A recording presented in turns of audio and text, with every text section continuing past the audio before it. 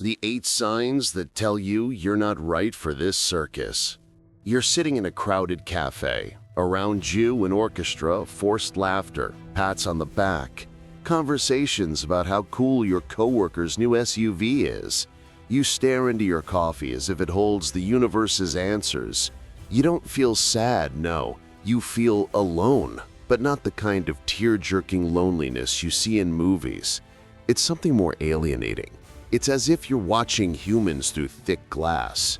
You wonder if you were born on the wrong planet. Like in alien movies, but low budget. Spoiler alert, you're not an alien. You're just one of those Carl Jung called the differentiated. And no, that's not a compliment about how special you are. It's more of a diagnosis with severe side effects. Let's be clear, most people live on autopilot. They think the thoughts that have been installed in them like a software update. They believe the things everyone else believes because it's convenient, because it's safe, because that's how the world works. Jung called them the tribe. You, on the other hand, are the weird one who every now and then raises your hand and says, "Excuse me, are we sure this makes sense?" And everyone looks at you like you just swore in church. The problem isn't that you're antisocial or depressed or one of those guys who reads too much Nietzsche. The problem is that your brain is running in high definition while everyone else is still watching CRT TV. And that's bad, because it means you'll always see things others don't. You'll hear things others don't, and you'll spend your life wondering if the problem is you or if everyone else is sleeping on their feet. If you've ever felt like you were watching humans through glass, like this now, that way I'll know I'm not the only one who sees this circus for what it is. So, here are the 8 signs. If you recognize yourself in at least 5, congratulations, you've won a one-way ticket to a complicated but damned interesting life. First sign, you see patterns everywhere as if you have X-ray glasses. You're at dinner with friends. One of them is talking about how his boss is amazing, super helpful, always smiling. You nod politely, but inside you a red alarm is flashing. You've noticed 3 things: his overly controlled tone of voice, the way he avoids eye contact when discussing certain topics, and that nervous laugh every time he mentions the weekend. It's obvious to you that boss is a manipulative narcissist and your friend is in complete denial. But of course you can't say it, because if you do, they'll look at you like you're paranoid. Now that's your damned superpower. You see patterns, the invisible connections, the hidden structures. While others look at the surface, you see the entire operating system. And it's not like you do it on purpose. It's automatic, like breathing, except that breathing doesn't make you look like a weirdo who sees things that aren't there. Jung said this stuff is called higher perception, which basically means your brain has decided to work overtime for free. You understand how social systems work, how institutions keep people asleep, how collective narratives only serve to keep everyone in line. And when you try to share it with someone, they respond with a nice, "What the hell have you been smoking?" Because the truth is inconvenient, and people prefer convenient lies. Always. You become what Jung called the uncomfortable mirror, the one that reflects back things people would rather not see. Like when at Christmas you point out that maybe buying 27 useless gifts produced by exploited children isn't exactly the essence of the Christian message. Boom, awkward silence, change of subject, and there you are, once again, wondering why the hell you even opened your mouth. Second sign, loneliness recharges you type USB socket. Let's go back to the crowded bar from before. After 2 hours of chatting about mortgages, detox diets, and new Netflix series, you leave with the energy of a used rag. You get home, close the door, silence, and suddenly you feel reborn, as if someone had pressed the reset button. Most people think you're antisocial, or depressed, or that you're missing something. But the truth is simpler. You're not cut out for superficial interactions. Jung made an important distinction. There's social introversion, like those shy people who are afraid of people. And then there is psychological introversion, which is a whole other story. You need to process reality internally before dealing with it externally. It's as if your brain were a powerful computer that has to run complex programs, and to do that, it needs its own bandwidth. In solitude, you don't feel alone. You feel complete. You can think your thoughts without the interference of other people's mental noise. You can feel yourself without having to play the socially acceptable nice guy. And above all, you can connect with that part of you that Jung called the transcendent function, which in simple terms means the part of you that knows who you really are beneath all the masks you wear to survive in society. But of course, no one understands this. So you spend your life being told you need to go out more, you need to socialize, you need to get a life, as if real life were the one spent amidst the noise and not the one spent building something authentic within yourself. Jung said that without solitude, you experience what he called psychic contamination. Essentially, you absorb all the emotional and mental garbage of others until you no longer know what's yours and what's theirs. Solitude isn't a luxury for you. It's mental hygiene. It's survival. Third sign: authority gives you instinctive hypes. Have you ever had that gut feeling when you meet a boss, a professor, a politician? That feeling that tells you, this guy doesn't know shit but pretends to know everything. Now that's not adolescent rebellion. It's what Jung called the archetype of the wise ruler. Basically, there's an innate measuring stick inside you that recognizes when power is legitimate and when it's just a facade. You have no problem with true authority, the kind based on competence, wisdom, and service to others. The problem is that 90% of the authority figures you encounter have none of these qualities. They just have the title, and your internal bullshit detection system goes haywire. That's why you've always been the problematic one at school, the one who asks uncomfortable questions, the one who won't accept explanations like, because I said so. Your brain simply refuses to submit to a power that doesn't have the moral credentials to justify itself. And this has caused you a lot of trouble in life, because society is built on hierarchies. And if you can't kneel before those who don't deserve respect, you're automatically a problem. But Jung said something important. The individual struggle has always been to avoid being crushed by the tribe. And part of this struggle is recognizing when those in charge shouldn't be in charge of anything at all. When you find yourself in conflict with authority, it's not because you're rebellious. It's because your internal justice system is screaming that something isn't right, and you can't turn it off, even if you wanted to. Fourth sign: conventional success feels like cardboard. Let's take Marco. Marco has done everything right. A degree, a master's degree, a job at a multinational, a 5-figure salary, and a company car and an apartment downtown. Marco is what every parent would want as a son. Marco, inside, feels dead. Maybe you are Marco. Or you know Marco, because this is the story of almost everyone with your same mental makeup. You've achieved things that seem incredible to others. You have social applause. You have external validation. And inside you, there's a void as big as a cathedral. It's not depression. It's not ingratitude. It's your psychic system telling you, bro, that's all very well, but this has nothing to do with who you really are. Jung spoke of what he called the drive toward wholeness. Essentially, you're not meant to pursue external goals. You're meant to become who you authentically are. And the problem is, Who you authentically are has nothing to do with promotions, bonuses, and status symbols. Others don't understand. Your family celebrates your career advancement while you feel a little more like dying every day.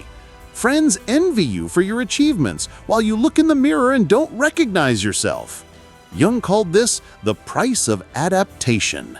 When you succeed in systems you don't believe in, you distance yourself further and further from your essence. And the more successful you become, the more alienated you feel. The truth is, you're motivated by meaning, not by success. You'd rather be authentic and struggle financially than be rich and spiritually empty. And this isn't naive idealism, it's psychological necessity.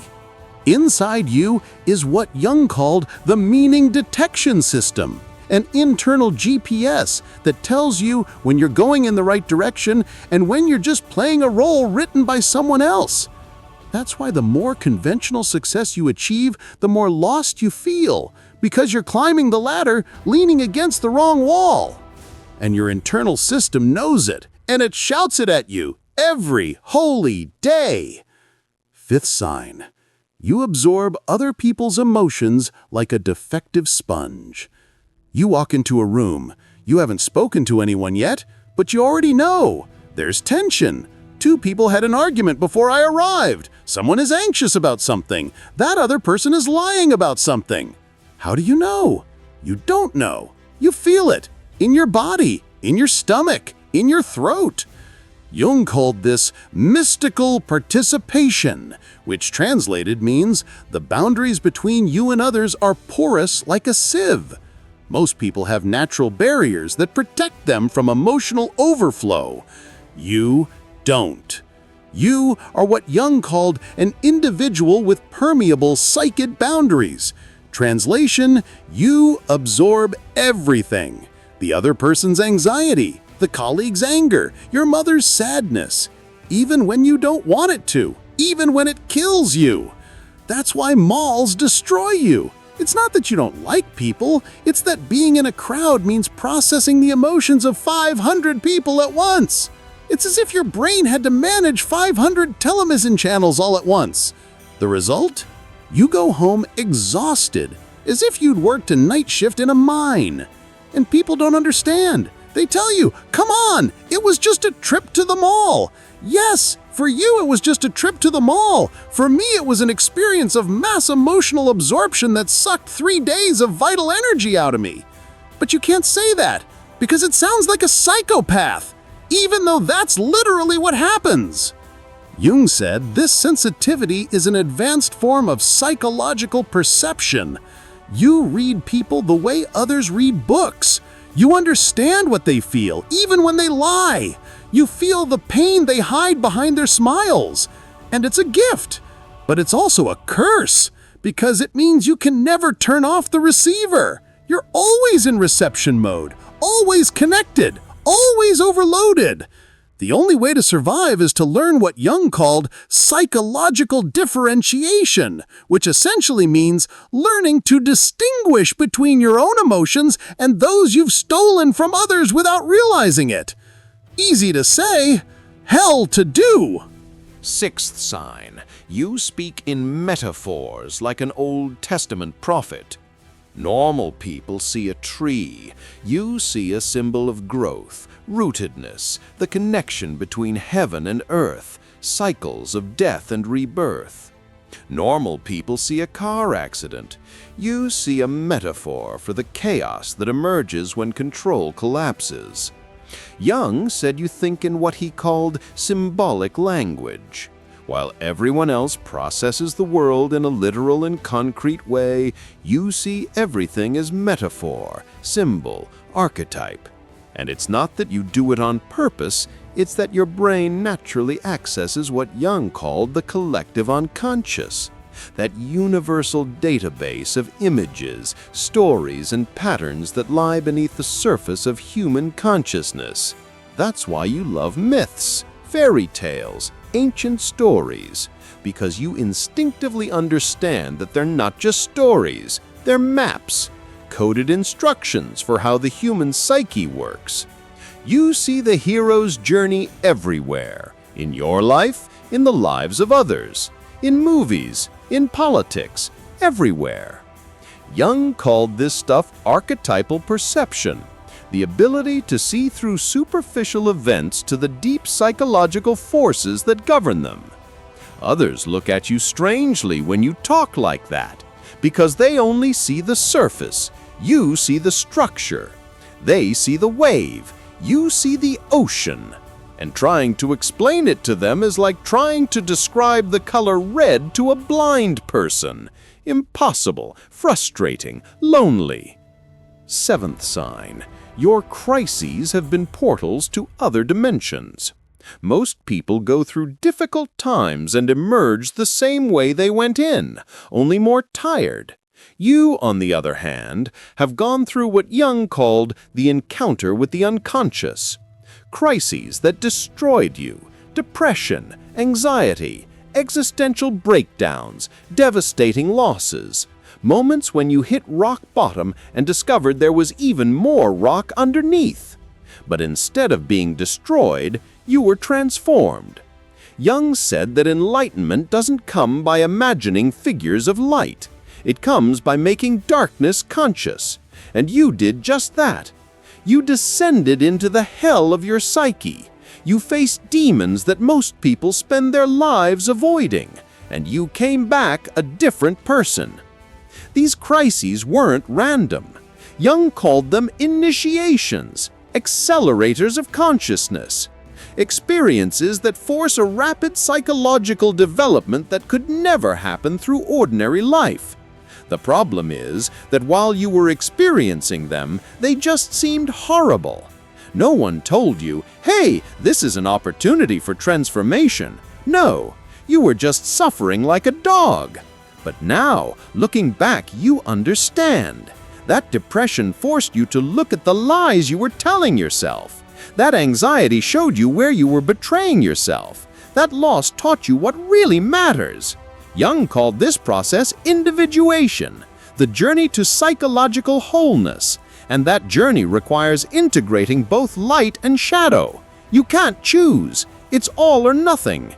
Eighth sign. You can't help not to wake up others, even if it hurts. Here we are at the last sign, the heaviest. Even though you feel like an alien in this world, you feel an irresistible call to help others see beyond their mental cages. Jung said that differentiated people naturally become agents of individuation. In practice, you become a catalyst, someone who accelerates psychological development in others simply by your presence. It's not a career choice. It's a psychological compulsion. You can't help it. You ask uncomfortable questions. You share insights. You challenge people to think deeper. And often, this makes you unpopular, because the truth hurts and people prefer convenient lies. Maybe you became a teacher or a therapist, artist, writer, coach, not because you chose these roles, but because these roles chose you. Jung said that once you begin the process of individuation, you naturally want to help others do the same. You become what he called a bridge between worlds, someone who can stand with one foot in the collective consciousness and one foot in the differentiated consciousness. And this position is uncomfortable because it means you must constantly translate, take complex insights and make them accessible, speak the language of the tribe while maintaining your authentic perspective. Jung called this the transcendent function, the ability to hold opposites together without losing either, being part of society yet psychologically separate from it, wearing social masks when necessary without identifying with them. It's a delicate dance, and you often find yourself questioning who you really are beneath all the performances. But this is your evolutionary function. You are a scout of consciousness. You explore psychological territories that humanity must inhabit sooner or later. While the masses maintain stability through conformity, you push the boundaries of what is possible. And this is both your gift and your burden. The truth no one tells you. So, here you are. You've recognized these 8 signs, maybe all of them, maybe just a few. And now you're wondering, okay, what do I do now? Jung had a clear answer. Don't try to eliminate your differences. Don't force yourself to fit in. Don't pretend to be normal, because normal doesn't exist. It only exists asleep, and you're awake, which is a pain in the ass, sure, but it's also the only thing worth being. Your mission isn't to fit into the world as it is. It's to help it become what it could be. And to do that, you must first fully accept who you are, with all the oddities, with all the loneliness, with all the complexity. Jung said the most terrifying task is to fully accept yourself. Most people never do that. They prefer sugar-coated versions of themselves. But you don't have that luxury, because you've already seen too much, heard too much, understood too much. You can't go back. You can only move forward. And yes, it will be uncomfortable. You will be misunderstood. You will be alone more often than you'd like. Relationships will be complicated because few people can meet you at the depth at which you naturally operate. But here's the truth. Your strangeness isn't a flaw. It's evolution in action. You are a living proof that humanity can develop beyond its current limitations. The loneliness you feel isn't just personal isolation. It's what Jung called evolutionary tension. You're holding open a space for possibilities that don't yet exist in the collective consciousness. And this tension is uncomfortable, but it's necessary, because without people like you, humanity would remain stuck in the same place forever. You are the edge of growth, the vanguard, the first explorer into unknown territory. And yes, it's cold. And yes, it's scary. But someone has to go first, and that someone is you. So stop trying to be something you're not. Stop apologizing for seeing things others don't see. Stop feeling like you're wrong because the world doesn't understand you. The world isn't meant to understand you. It's meant to be transformed by you. That's your function. It's not easy. It's not comfortable. But it's the only thing that makes sense. Because ultimately, as Jung said, the privilege of a lifetime is becoming who you truly are. And for you, becoming who you truly are isn't just personal fulfillment. It's evolutionary service. It's your contribution to the puzzle of human consciousness. So go. Keep seeing patterns. Keep seeking solitude when you need it. Keep resisting illegitimate authority. Keep rejecting empty success. Keep absorbing, thinking in symbols, transforming yourself through crises, and awakening others. Because this world desperately needs people like you, even if it doesn't know it yet. If you've made it this far and nodded at least 3 times, leave a like. Not for me, for yourself. That like is a way of saying, yes, this is who I am, and I'm no longer ashamed of being different. If you want to continue this journey into the human psyche, subscribe. We don't create disposable content here. Here we build a map for those who feel lost in a world that makes no sense. I hope you embrace your weirdness. Stop fighting against who you are. The only thing that remains is who you really were. See you in the next video.